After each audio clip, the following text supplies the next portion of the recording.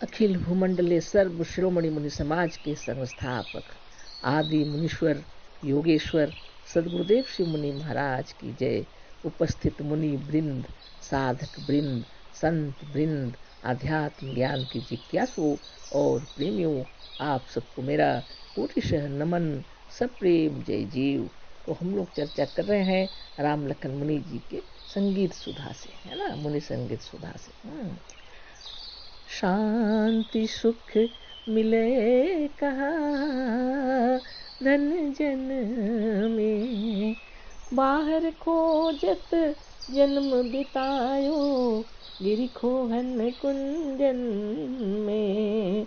शांति नगर का पता न पाया भूतल और गगन में।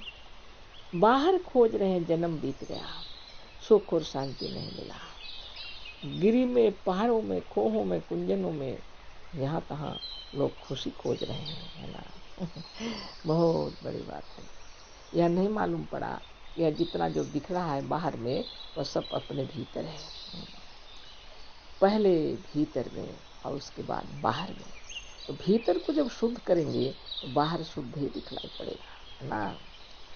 बाहर में जो कुछ हमें है दिखाता, भीतर उसे जीव पहले बनाता।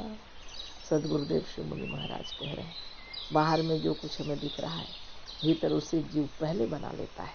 भीतर में उसका निर्माण होता है, उसके बाद बाहर में दिखलाई पड़ता है। बाहर का जो जगत है वो हमारे भीतर से पहले, उसके बाद भीतर के बाहर दिखलाई पड़ रहा है, प्रकाशित हो रहा है। जो भीतर में है वो बाहर में है, भीतर नहीं है तो बाहर नहीं है। इसलिए यदि आप कुछ आनंद, खुशी और सुख चाहते हैं तो नित्य योगाभ्यास करते हुए अपने आनंद को जान लीजिए। आनंद के आप खजाना है ना। तो आपकी जैसी इच्छा है दुनिया में वैसे ही व्यवहार करना चाहिए, है ना, ताकि लोग अपने तरफ से आपको भी अच्छा व्यवहार दे, है ना। गिरी खोहन और कुंजन में ढूंढने से भगवान नहीं मिलेंगे। बाहर खोजते खोजते, दिन रात खोजते खोजते जीवन बीत गया, ईश्वर नहीं मिले और भगवान का वह नगर भी नहीं मिला। शांति नगर का पता भी नहीं पाया। ये भूमि, ये भूतल में भी नहीं और गगन में भी, आसमान में भी नहीं मिले भगवान, है ना। और भगवान की खोज क्यों हो रही है कि वो सुख के भंडार है। सुख के भंडार तो आप हैं और आपकी कल्पना जो है वो आपने उसको ईश्वर का नाम दे दिया है ना। तो भगवान आप हैं और इसको अच्छी तरह जानने के लिए योग अभ्यास करना पड़ेगा। नहीं तो लोग जैसा बता रहे हैं हम लोग बाहर दौड़ते रहेंगे। हठ योगिन के शिष्य बने तुम, व्यर्थ गिरे चरणन में। निज शरीर की शक्ति गंवाई, व्रत उपवास करन में। बहुत हठ का योग बोला जाता है। शरीर को मोड़ना, जैसा जो नहीं हो सकेगा वैसा उसको हट करके शरीर को जबरदस्ती मोड़ना तोड़ना, उसको योग, हठ योग बोला जाता है।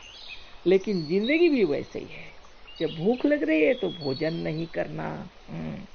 उपवास का मतलब ऐसा समझ लिए लोग, अपने को कष्ट देना, पीड़ित करना।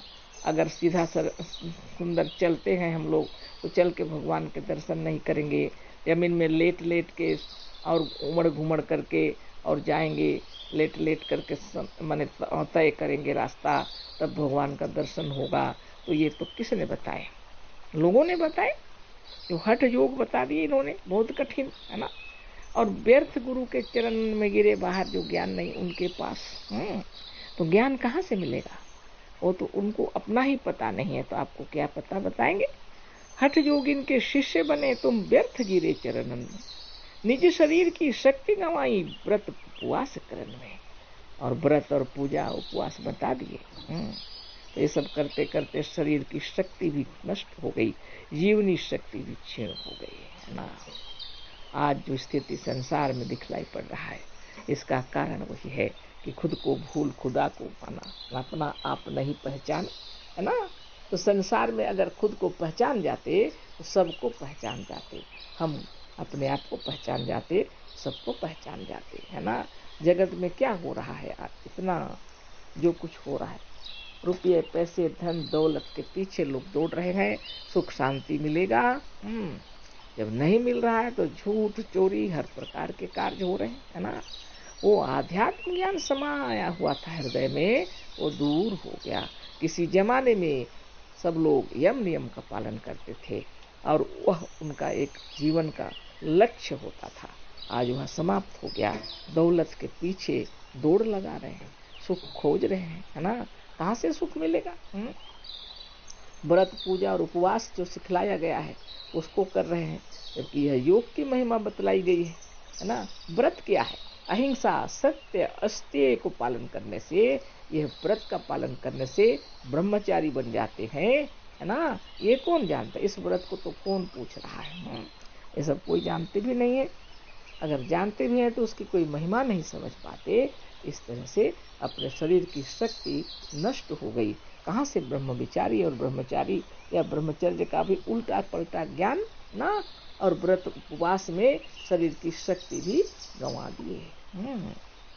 इसलिए सतगुरुदेव शिव मुनि महाराज तो ज्ञान दिए हैं, आप सुख के भंडार हैं, तो एक बार संसार से हटकर अपने में तल्लीन होकर के ध्यान लगाना चाहिए, डुबकी लगाना चाहिए, जिससे कि आपके अंदर में अपार शक्ति भरपूर हो जाए और फिर बाहर के जगत को भोग सकें, संसार को, है ना। है अखंड साम्राज्य तुम्ही में, परम शक्ति है मन में। राम लखन तुम उसको भूलत, जो है अपने तन में। अखंड साम्राज्य है तुम्ही में, है ना। सारे विश्व के अंदर में आप एक चीज देखिए, सब एक दूसरे के ऊपर में शासन करना चाहते हैं, लेकिन यह नहीं जानते कि अखंड साम्राज्य अपने भीतर है ना। आप इस साम्राज्य के मालिक हो, अपने शरीर के मालिक हो, और इसको अपने तरीके से चलाना अगर सीख गए तो काम क्रोध लोभ मोह और आलस्य को जीत सकते हैं, है ना। और जिसने काम क्रोध लोभ मोह और आलस्य को जीत लिया, उसके लिए संसार में कोई तकलीफ नहीं है। वो परम शक्ति उसके मन में समा जाती है ना। है अखंड साम्राज्य तुम्ही में, परम शक्ति है मन में। बहुत बड़ी बात। राम लखन तुम उसको भूलत, जो है अपने तन में। सारी दुनिया का दौड़ लगा रहे हैं, लेकिन यह भूल गए कि अपने शरीर में जो विराज रहे हैं वो स्वयं ही सबका मालिक विराज रहे, है ना। सुख शांति और आनंद के भंडार तो आप स्वयं है, और दुनिया में सुख की खोज में आप दौड़ रहे हैं, है ना।